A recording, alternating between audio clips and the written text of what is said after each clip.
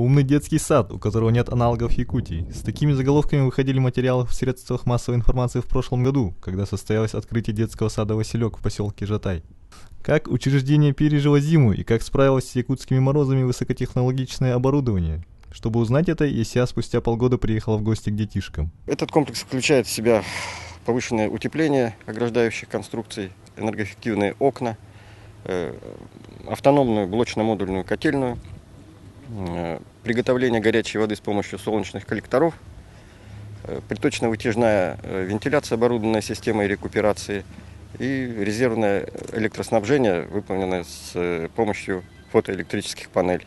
Заведующие, воспитатели, родители и, самое главное, дети не могут нарадоваться новому зданию. По словам Ларисы Советниковой, все в садике предназначено для обеспечения комфорта воспитанников. Энергоэффективность обеспечивает специальное оборудование, установленное в том числе и на крыше здания. В этом помещении мы видим систему вентиляции приточной с подогревом и систему приготовления горячей воды с использованием солнечных коллекторов. Кроме того, установлена система аварийного электроснабжения, которая обеспечивает электричеством в случае отключения системы отопления и приготовления горячей воды. Вот это солнечные коллектора. Здесь они вырабатывают тепло для подогрева горячей воды. Вакуумные трубки, они снаружи черные, изнутри серебристые. Они хорошо поглощают тепло. И вот на этом коллекторе по системе труб тепло снимается и нагревает горячую воду. Ну а вот, собственно, солнечные батареи, которые вырабатывают электричество аварийное.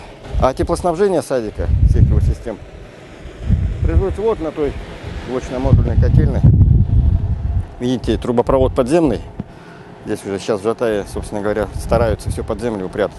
По словам Ивана Солятина, эти конструкции позволяют сэкономить до 50% на подогрев горячей воды и 25% на отопление. Это с учетом потребления тепла и на отопление, и на подогрев вентиляции, и на приготовление горячей воды в зимний период.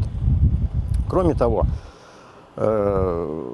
горячая вода, потребляемая в садике, производится здесь же. Это тоже один из факторов и существенных факторов экономии ресурсов, так как садик, собственно, несет затраты только на холодную воду. Таким образом, поселок Жатай постепенно закрепляет за собой звание энергоэффективной столицы Дальнего Востока. Кроме детского сада, здесь по особым технологиям построен целый квартал жилых домов. В дальнейшем жатайцы мечтают построить и школу рядом с садиком «Василек».